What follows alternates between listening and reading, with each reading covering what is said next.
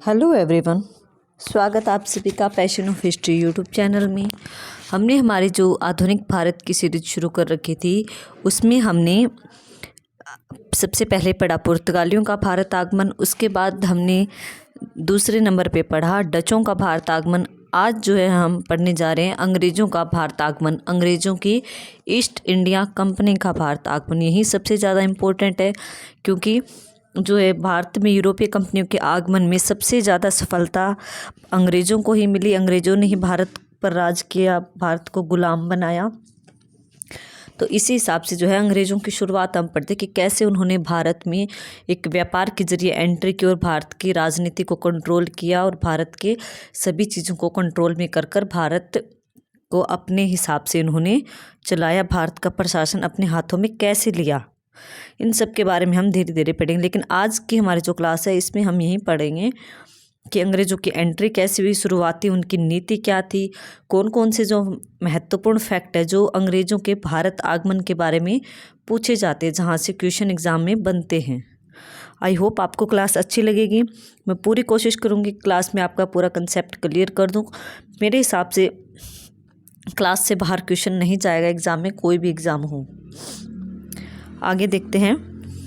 सबसे पहले देखिए अंग्रेज़ों का भारत आगमन। हमारा आज का टॉपिक क्या है? अंग्रेज़ों का भारत आगमन। यूरोपीय कंपनियों में अंग्रेज़ जो है तीसरे नंबर पे आए थे। सबसे पहले पुर्तगाली आए, उसके बाद आपके डच कंपनी आती है, थर्ड वन आता है अंग्रेज़ों का भारत आगमन। अंग्रेज़ों की कंपनी का हम क्या बोलते हैं? East India company.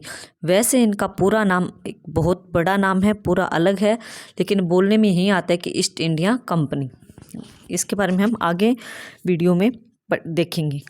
चलिए, ये नोट है, ये आपको मैं बाद में बताऊंगी। सबसे पहला हमारा पॉइंट कौन सा है कि 1600 ईस्वी में इंग्लैंड की महारानी एलिजाबेथ, देखिए टाइम कब है? 1600 का, 1600 ईस्वी का। 1600 में इंग्लैंड की महारानी कौन थी? एलिजाबेथ। और भारत में किसका शासन था? उस समय भारत में शासन था अकबर का। 1600 ईस्वी में भारत में मुगल शासक अकबर का शासन चल रहा था। वहीं 1600 ईस्वी में इंग्लैंड में महारानी एलिजाबेथ का शासन था। इंग्लैंड बोल दो या ब्रिटेन बोल दो, एक ही है। एलिजाबेथ प्रथम इसका पूरा नाम था। 1599 ईस्वी में अंग्रेज ईस्ट इंडिया कंपनी, अथवा इसका पूरा नाम देखिए the governor and company of merchant of trading into the East Indies. बहुत लंबा नाम है, इसलिए इतने पूरे लंबे नाम को हम याद नहीं रखते, हम रखते हैं सिर्फ ईस्ट इंडिया कंपनी को। लेकिन कई बार एग्ज़ाम के पॉइंट ऑफ व्यू से अगर एग्जामिनर को क्वेश्चन टफ बनाना हो तो आपको पूरा नाम दे देगा, पूरा नाम इसमें से बीच में से चेंज कर दे, इसलिए आपको पूरा नाम इसका ध्यान होना चाहिए कि इसका पूरा नाम क्या था अंग्रेज़ों की कंपनी का। अंग्रेजी ईस्ट इंडिया कंपनी तो हम बोलते हैं आसानी के लिए क्योंकि यही किताबों में लिखा होता है ज़्यादा, लेकिन इसका पूरा नाम भी हमें याद रखना है, द गवर्नर एंड कंपनी। इतना याद रखिए, the governor and company of merchant of trading, the governor and company of merchant of trading into the East Indies. East Indies तो हो ही गई क्योंकि ये भारत के ईस्ट में थे।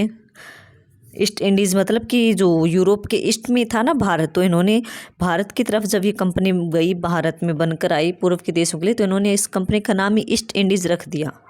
ईस्ट मीन्स पूर्व और इंडीज़ मतलब पूर्व का भारत, तो ये भारत की तरफ का इन्होंने इसका नाम ऐसे ही रखा। आगे देखते हैं की स्थापना हुई, जिसे दिसंबर 1600 ईस्वी में महारानी एलिजाबेथ प्रथम ने पूर्व के देशों के साथ, पूर्व के देशों में कौन कौन से देश आते हैं कि अगर मान लो ये आपका यूरोप है तो यूरोप के पूर्व में ही तो आपका भारत है। ये मैप मैं ऐसे रफ बना रही हूँ, ये भारत और यहाँ आपका इंडोनेशिया, तो ये पूर्व के देश हो गए यूरोप के लिए। भारत भी पूर्व का देश कहलाएगा यूरोप के लिए, और इंडोनेशिया जो ये भी पूर्व का देश ही कहलाएगा। तो इसीलिए जो है इनके पूर्व के देशों के साथ व्यापार करने के लिए इनको 15 वर्ष का अधिकार पत्र प्रदान किया। एक मिनट, कि व्यापार करने के लिए 15 वर्षों का अधिकार दिया। किसने दिया है ये 15 वर्षों का अधिकार? महारानी एलिजाबेथ प्रथम ने कहा कि महारानी इंग्लैंड की महारानी किस कंपनी को दिया? तो अंग्रेजी ईस्ट इंडिया कंपनी को, जिसका पूरा नाम हमने पढ़ लिया, द गवर्नर एंड कंपनी। आप इसको 3 टर्म में याद करने की कोशिश की। पहला, the governor and company of merchant of trading into the East Indies. इस हिसाब से याद करेंगे तो ये याद करने में ईजी होगा आपको। बाकी हम जो है इनके बारे में जहाँ जहाँ पढ़ेंगे अंग्रेज़ों की कंपनी के बारे में, हम हर जगह ईस्ट इंडिया कंपनी का ही नाम का ही यूज करेंगे, लेकिन जो है इसका पूरा नाम हमें याद रखना है, the governor and company of merchant of trading into the East Indies. इसको है ना, इस कंपनी को 1600 ईस्वी में, ये कंपनी बनी कब है? 1599 में बन के तैयार हो गई। 1600 ईस्वी में जो है उसमें कि महारानी एलिजाबेथ प्रथम थी इंग्लैंड की, तो उस महारानी ने इस कंपनी को परमिशन दी कि आप जाओ पूर्व के देशों के साथ व्यापार करो। 15 सालों तक का आपको अधिकार पत्र या फिर लाइसेंस, मान लो कि लाइसेंस दे दिया महारानी ने, एलिजाबेथ प्रथम ने, कि 15 वर्षों का आपको लाइसेंस मिल गया, आप पूर्व के देशों के साथ व्यापार कर सकते हो। उसके बाद क्या किया कि 15 वर्ष पूरे होने के बाद जेम्स प्रथम के, जब 15 वर्ष पूरे हो गए तो उस समय इंग्लैंड का राजा कौन था? जेम्स प्रथम था। तो जेम्स प्रथम ने इस अधिकार पत्र को अनिश्चित काल के लिए बढ़ा दिया, फुल टाइम के लिए इसको लागू कर दिया, लाइसेंस फुल टाइम के लिए कर दिया कि जब तक चाहो ये अंग्रेजी ईस्ट इंडिया कंपनी जो है वो पूर्व के देशों के साथ व्यापार कर सकती है। तो ये 2 उनको स्टेप में मिला है ये अधिकार। तो हमें याद रखना है कि 15 वर्ष के लिए स्टार्टिंग में इनको, इस कंपनी को, अंग्रेजी कंपनी को अधिकार पत्र किसने दिया था? तो महारानी एलिजाबेथ प्रथम ने दिया था 1600 ईस्वी में। जब 15 वर्ष पूरे हो गए 1615, तो 1615 में इंग्लैंड का राजा कौन था? जेम्स प्रथम था। तो जेम्स प्रथम ने इस अधिकार पत्र को फुल टाइम के लिए, अनिश्चित काल के लिए बढ़ा दिया। तो ये आपको याद रखना। आई होप इस स्लाइड से आपको एक भी कंसेप्ट नहीं रहा होगा जो क्लियर ना होगा, क्लियर नहीं हुआ होगा। मेरे हिसाब से इस स्लाइड में ऐसा कोई भी क्वेश्चन नहीं है जो बाहर जाएगा, क्योंकि 3-4 क्वेश्चन इंपॉर्टेंट मतलब वो मैंने आपको सारे बता दिए कि 1600 में महारानी कौन थी, फिर 1615 में जब ये फुल टाइम के लिए अधिकार पत्र किया उसमें जेम्स प्रथम था, अंग्रेजी ईस्ट इंडिया कंपनी का पूरा नाम क्या था, अंग्रेजी ईस्ट इंडिया कंपनी बनी कब? 1599 में, इसको अधिकार कब मिला? 1600 ईस्वी में पूर्व के देशों के साथ। और जब इस कंपनी को अधिकार पत्र मिला या फिर ये कंपनी बनी, उस समय भारत में किसका शासन था? तो भारत में था मुगल शासक अकबर का शासन। अकबर के बाद उसका बेटा आएगा जहांगीर, फिर शाहजहाँ, औरंगजेब। इनके समय में जो है अंग्रेजी कंपनी व्यापार करने के लिए भारत में जाएगी। नेक्स्ट देखते हैं। नेक्स्ट पॉइंट हमारा है कि 1600 ईस्वी में भारत में मुगल शासक अकबर का शासन था, ये मैंने आपको बता दिया है।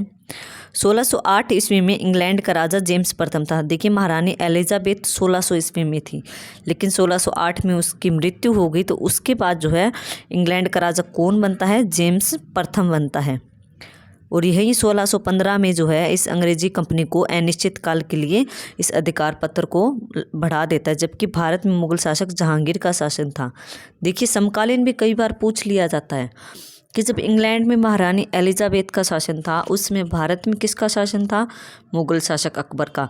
लेकिन जब जेम्स प्रथम इंग्लैंड का राजा था, उस समय भारत में किसका शासन था? तो उसमें आपका जहांगीर होगा, क्योंकि 1605 ईस्वी में अकबर की मृत्यु हो जाती है और 1608 ईस्वी में महारानी एलिजाबेथ की मृत्यु हो जाती है। उसके बाद जो है अगले शासक जो है उनकी गद्दी पर बैठते हैं। तो हमें समकालीन भी याद रखना है। अकबर के समकालीन कौन थी? महारानी एलिजाबेथ। और जेम्स प्रथम के समय कौन था समकालीन? तो वो जहांगीर होगा आपका। आई होप आपको क्लियर हुआ होगा। अगर किसी को भी कोई भी प्रॉब्लम हो, कोई भी कंसेप्ट में हो, तो प्लीज़ मुझे कमेंट सेक्शन में कमेंट ज़रूर करें। मैं अगली वीडियो में उसको दूर करने की ज़रूर कोशिश करूँगी। नेक्स्ट पॉइंट आपका है 1608 में इंग्लैंड के राजा जेम्स प्रथम के दूत के रूप में कैप्टन हॉकिंस, नाम याद रखिएगा, मोस्ट इम्पोर्टेंट है। सन भी आपको याद रखना, कब की बात है? 1608। 1608 ईस्वी में जो इंग्लैंड का राजा था, हमने अभी पढ़ा है, जेम्स प्रथम था। तो जेम्स प्रथम के दूत के रूप में आता है कौन है? Captain Hawkins. किसके साथ? मुगल शासक अकबर के नाम का पत्र लेकर सूरत पहुंचा। मेरी बात ध्यान से सुनिए कि 1608 का सन चल रहा है, जेम्स प्रथम गद्दी पर बैठा हुआ है, तो इसने सोचा कि भारत में पहले अकबर का शासन था ना एलिजाबेथ के समय, तो इसने सोचा कि अभी भी अकबर का ही शासन है। तो इसने जो है हॉकिंस को भेज दिया अकबर के नाम का पत्र लेकर। लेकिन जब हॉकिंस भारत पहुंचा तब उसको पता चलता है कि 1605 में मुग़ल शासक अकबर की मृत्यु हो चुकी है और अब गद्दी पर कौन बैठा है, अकबर का पुत्र जहांगीर बैठा है। तो ये सूरत पहुंचता है अकबर के नाम का लेटर लेकर। यहाँ पहुंचने पर उसे पता चलता है कि अकबर की मृत्यु हो चुकी है और गद्दी पर उसका पुत्र जहांगीर बैठा है। तो वह आगरा में मुग़ल सम्राट जहांगीर से मिलता है। कौन? Captain Hawkins. लेकिन ये मिलने किससे आया था? ये अकबर से आया था और अकबर के नाम का पत्र लेकर आया था। लेकिन यहाँ पर पहुँचने पर इसको पता चलता है कि मुग़ल सम्राट अकबर की मृत्यु हो चुकी है। मुग़ल सम्राट अकबर की मृत्यु और उसका बेटा जहांगीर बैठा है। तो ये जहांगीर से मिलने के लिए आगरा पहुँच जाता है। अब यहाँ से कैसे क्वेश्चन बनते हैं मैं आपको बताती हूँ। सबसे पहले तो ये पूछा जाता है कि जेम्स प्रथम के दूत के रूप में 1608 में कौन आया था, उसका क्या नाम था? तो कैप्टन हॉकिंस। अब दूसरा क्वेश्चन आता है कि कैप्टन हॉकिंस किसके नाम का पत्र लेकर भारत आया था? ऑप्शन में आपको जहांगीर, अकबर, शाहजहाँ, औरंगजेब दे देगा। तो आपको याद रखना है कि वो पत्र अकबर के नाम का लेकर आया था। लेकिन यहाँ पर आकर उसे पता चलता है कि अकबर मर चुका है, तो वो जहांगीर से मिलता है। एक क्वेश्चन एक बार एग्जाम में ये पूछा गया था कि कैप्टन हॉकिंस जहांगीर से कहाँ मिलता है, तो आपको याद रखना है आगरा में मिलता है। वो याद रखिएगा आगरा में। लेकिन आया वो सूरत था। लेकिन जब उसको पता चला कि अकबर की मृत्यु हो चुकी है, मुझे जहांगीर से मिलना पड़ेगा, मुग़ल सम्राट जहांगीर है, तो वो जहांगीर से मिलने के लिए राजधानी आगरा आता है। ओके, मुग़ल सम्राट जहांगीर से मिला और सूरत में व्यापारिक कोठी या फैक्ट्री स्थापित करने की अनुमति मांगी। कैप्टन हॉकिंस ने जहांगीर से किस चीज़ की परमिशन ली थी? सूरत में अपना व्यापार बढ़ाने के लिए व्यापारिक कोठी या फैक्ट्री स्थापित करने की अनुमति मांगी। हॉकिंस ने जहांगीर से फ़ारसी में बात की क्योंकि ये फ़ारसी भाषा जानता था। हॉकिंस कई भाषाओं का ज्ञाता था, इसीलिए जेम्स प्रथम ने इसे दूत बनाकर भेजा था कि ये मुग़ल सम्राट जहांगीर, जहाँ की दरबार की भाषा फ़ारसी है, तो ये राजा से अगर फ़ारसी में बात करेगा तो उनको अच्छा लगेगा, वो इनसे प्रभावित होंगे और इनको व्यापार करने की परमिशन देंगे। हॉकिंस से प्रभावित होकर जहांगीर ने सूरत में फैक्ट्री लगाने की अनुमति प्रदान कर दी और हॉकिंस को 400 का मनसब या पद दे दिया अपने दरबार में, क्योंकि उस समय जो है मुग़ल दरबार में पद दिए जाते थे, रैंक दी जाती थी। तो 400 की रैंक दी, व जागीर भी प्रदान की, एक भूमि का टुकड़ा भी दिया। अंग्रेज़ों ने सूरत में फैक्ट्री बनाना शुरू कर दिया, लेकिन पुर्तगालियों द्वारा जहांगीर के कान भरे जाने के कारण, क्योंकि पुर्तगाली तो कान भरेंगे क्योंकि पुर्तगाली वहाँ पर पहले से व्यापार कर रहे हैं सूरत में, और जब अगर अंग्रेज़ वहाँ पर व्यापार करने लग जाएंगे तो पुर्तगालियों को व्यापार में नुकसान होगा। इसीलिए पुर्तगालियों ने जहांगीर के कान भर दिए, उनको भड़काना शुरू कर दिया और उस अंग्रेज़ों की व्यापारिक फैक्ट्री जो स्थापित होने की बात थी उसको रोक दिया।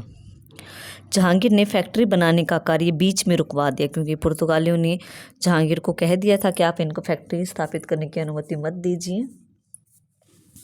इसीलिए जो है जहांगीर ने बीच में अंग्रेज़ों को ऑर्डर दे दिया कि आप यहाँ पर फैक्ट्री नहीं लगा सकते। मतलब फैक्ट्री बनना शुरू हो गई है लेकिन कंप्लीट नहीं हो पाई। आपको ये चीज़ यहाँ पे नोट करनी है कि अंग्रेज़ों की फैक्ट्री बनना तो स्टार्ट हो चुकी है लेकिन कंप्लीट नहीं हो पाई है। लेकिन फैक्ट्री बनाने का कार्य बीच में रुकवा दे। लेकिन बाद में 1613 में जहांगीर के एक शाही फरमान द्वारा सूरत में व्यापारिक कोठी स्थापित करने की अनुमति दोबारा से मिल गई। अंग्रेज़ों को दोबारा से 1613 में जो है जहांगीर जो है दोबारा से परमिशन दे देता कि जो आपने फैक्ट्री बनाना शुरू किया था, जो काम आपका बीच में रुक गया है, आप उसको पूरा कीजिए, आप उस फैक्ट्री को कंप्लीट कर लीजिए। अंग्रेज़ों को अनुमति दे दी जहांगीर ने। टॉमस एल्डवर्थ के नियंत्रण में प्रथम अंग्रेज व्यापारिक कोठी या फैक्ट्री कारखाना प्रेसिडेंसी बनकर तैयार हुई। आप व्यापारिक कोठी बोल दो, फैक्ट्री बोल दो, कारखाना बोल दो या प्रेसिडेंसी बोल दो, एक ही बात है। किसके कंट्रोल में बनी, आपको ये नाम याद रखना है। किसके नियंत्रण में सारा काम हुआ? Thomas Aldworth. प्रथम अंग्रेज व्यापारिक कोठी पूछा जाता है। प्रथम पुर्तगाली व्यापारिक कोठी कहाँ बनी थी? प्रथम डच फैक्ट्री कहाँ बनी थी? डच का मैंने आपको बताया था कि मछलीपट्टनम में बनाई थी, और पुर्तगालियों ने भी शायद सूरत में बनाई थी। सूरत था शायद। और अंग्रेज़ों की कहाँ पर बनती है, अंग्रेज़ों की सूरत में ही बनती है, इसलिए आपको याद रखना। अब ये फैक्ट्री कोठी कारखाना, इसका मतलब ये नहीं है कि अपना आज के टाइम की फैक्ट्री, आज के जैसे फैक्ट्री में कोई माल बनाने के लिए फैक्ट्री बनानी, ऐसा नहीं है। फैक्ट्री का मतलब है कि व्यापार करने के लिए, वहाँ पर अपने माल को रखने के लिए सिर्फ जगह बना रहे, ग्राउंड बना रहे, और जो व्यापार करने वाले व्यापारी है, कर्मचारियों के रहने के लिए घर बना रहे हैं। इनका मतलब यही है फैक्ट्री का। ये मैंने आपके स्लाइड में डाला हुआ भी है, 1 मिनट में दिखाती हूँ। लास्ट में मैंने नोट में डाल दिया था। ये देखिए कि भारत में कंपनी की फैक्ट्री एक किलाबंद क्षेत्र था, मतलब एक 4 दीवारें निकालकर अपना एरिया बना लिया जैसा होती थी, जिसके अंदर गोदाम होते थे इनके माल रखने के लिए। क्योंकि जिस चीज़ का ये व्यापार कर रहे हैं, कोई अनाज का कर रहे हैं या फिर कोई नील का कर रहे हैं, मसालों का कर रहे हैं, तो गोदाम बनवा दिए अपने फैक्ट्री में। अपना दफ्तर होता था, इनका ऑफिस होता था, और अपने कर्मचारी जो काम करने वाले होते थे इनके, उनके लिए घर होते थे। इसी को ये अपनी कोठी बोलते थे, फैक्ट्री बोलते थे, कारखाना बोलते थे, या प्रेसिडेंसी। सभी एक ही चीज़ है, कारखाना, फैक्ट्री, कोठी और प्रेसिडेंसी। तो इनको ये इन्होंने अपने इस चीज़ को बोला हुआ है, गोदाम, दफ्तर और कर्मचारियों के लिए घर था। इनके सभी के सिस्टम को इन्होंने अपने व्यापारिक कोठी नाम दिया है। तो इसलिए कंफ्यूज होने की ज़रूरत नहीं कि फैक्ट्री आज किसमें, ऐसा नहीं कि इस फैक्ट्री में उत्पादन होता था, नहीं। सिर्फ अपने काम के लिए यूज करने के लिए जो है अपनी जगह को कोठी बोला करते थे अंग्रेज। या आई होप आपको ये क्लियर हुआ होगा कि कोठी और फैक्ट्री ये क्या चीज़ है। तो ये आपको समझ आ गया होगा। अब आपको याद ये रखना है कि प्रथम अंग्रेज फैक्ट्री जो है, प्रथम अंग्रेज फैक्ट्री या कोठी लिखा होता है, तो कब बनी थी? 1608 में। आपको 8 ही लिखना है, क्योंकि ये 1613 में तो दोबारा से बनी, लेकिन 8 में बननी शुरू हो गई थी ना। तो 1608 में अंग्रेज़ों ने अपनी प्रथम व्यापारिक कोठी कहाँ पर लगाई? सूरत में लगाई थी। किसके नियंत्रण में सारा काम हुआ? तो वो थॉमस एल्डवर्थ होगा। और जहांगीर ने जो है सबसे पहले तो इनको परमिशन दे दी, लेकिन बाद में जो है पुर्तगालियों के कान भरे जान के कारण एक बार बीच में रुकवा दिया। लेकिन 1613 में एक शाही फरमान के द्वारा जो है दोबारा से अंग्रेज़ों को सूरत में अपनी कोठी स्थापित करने की परमिशन जहांगीर ने दे दी। तो आपको याद रखना है कि कौन जो है, किसने अनुमति प्राप्त की थी कोठी बनाने की अपनी, तो वो कैप्टन हॉकिंस होगा। सबसे पहले इसी ने जो है मुग़ल शासक जहांगीर के सामने जिक्र किया कि हमें आज्ञा दी जाए कि हम सूरत में अपने फैक्ट्री, मतलब गोदाम, दफ्तर और अपने कर्मचारियों के रहने के लिए घर बना सकें, क्योंकि हमें भारत में व्यापार करना है। तो जहांगीर ने इनको परमिशन दे दी।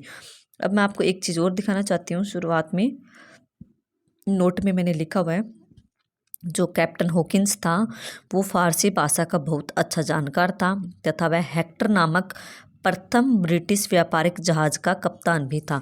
ये भी पूछ लिया जाता है कि कैप्टन हॉकिंस किस जहाज़ से भारत आया था, तो उस जहाज़ का नाम था हेक्टर। आपको याद रखना है कि कैप्टन हॉकिंस किस जहाज़ से भारत आया था, वो हेक्टर नामक जहाज़ से भारत आया था। और प्रथम ब्रिटिश व्यापारिक जहाज़ का क्या नाम था, तो वो भी आपका हेक्टर ही होगा। प्रथम ब्रिटिश व्यापारिक जहाज़, क्योंकि सबसे पहला अंग्रेज़ों की तरफ से यही जहाज़ जो है भारत में आया था मुग़ल सम्राट से परमिशन लेने के लिए, व्यापार करने के लिए।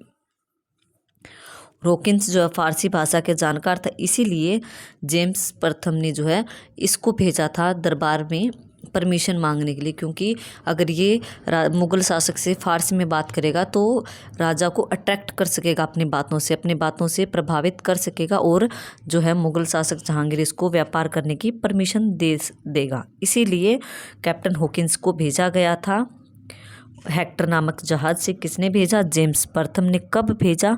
1608 में। आपको ये सन भी याद रखना है। ये भी पूछा जाता है कि मुग़ल शासक जहांगीर ने किस अंग्रेज को अपने दरबार में सबसे पहले 400 का मनसब प्रदान किया, तो आपको याद रखना है कैप्टन हॉकिंस को 400 का मनसब या फिर पद या रैंक दी थी, और जागीर भी प्रदान की थी। ये 400 की जगह आपको कहीं पे 500 लिखा मिल जाएगा, ऑप्शन में 600 मिल जाए, लेकिन आपको याद रखना है कि इसको सिर्फ 400 का ही मनसब मिला था कैप्टन हॉकिंस को। नेक्स्ट पॉइंट देखिए आ गया ना कि हेक्टर नामक, कि कैप्टन हॉकिंस हेक्टर नामक जहाज़ से भारत आया। वह मुग़ल दरबार में यह 3 साल तक रहा। जब ये परमिशन लेने के लिए आता है ना 1608 में आता है, तो ये 1608 में आया था और ये 3 साल तक भारत में रहा। जहांगीर से इसने परमिशन मांगी सूरत में फैक्ट्री लगाने के लिए। दक्षिण में ईस्ट इंडिया कंपनी ने अपना पहला कारखाना मसूलीपट्टनम में खोला। ये तो सूरत में तो इन्होंने सबसे पहले अपनी व्यापारिक कोठी या फैक्ट्री लगाई, लेकिन जो बिल्कुल साउथ की साइड है, दक्षिण में इन्होंने अपना पहला कारखाना कहाँ लगाया है? मसूलीपट्टनम में। जहाँ पर डचों ने अपना पहला कारखाना लगाया था, वहीं पर अंग्रेज़ों ने भी अपना दक्षिण में मसूलीपट्टनम में अपना कारखाना लगाया। कब लगाया? ये 1611 में। लेकिन अगर आपसे ये पूछा जाता है कि अंग्रेज़ों ने पहली व्यापारिक कोठी कहाँ कब स्थापित की, तो आपको 1608 ही टिक करना है। 1608 में ही लगाई थी और सूरत में ही लगाई थी। अगर आपको ये दिया हुआ हो कि दक्षिण में, अगर दक्षिण नाम आपको दिख जाए, तब आपको मसूलीपट्टनम ऑप्शन में टिक करना है और 1611 सन याद रखना है। इन चीज़ में आप कन्फ्यूज़ मत होइएगा। अंग्रेज़ों की प्रथम व्यापारिक कोठी या फैक्ट्री लगी थी 1608 में सूरत में। बस वो किसी कारण से कंप्लीट नहीं हो पाई थी, लेकिन वो बनना शुरू हो गई थी, इसीलिए 1608 वाला ही माना जाएगा इनका पहला कारखाना या फैक्ट्री। तो 1608 में लगी थी अंग्रेज़ों की। लेकिन अगर दक्षिण में पूछ ले तब आपको मसूलीपट्टनम लगाना है और सन आपको याद रखना है 1611। नेक्स्ट है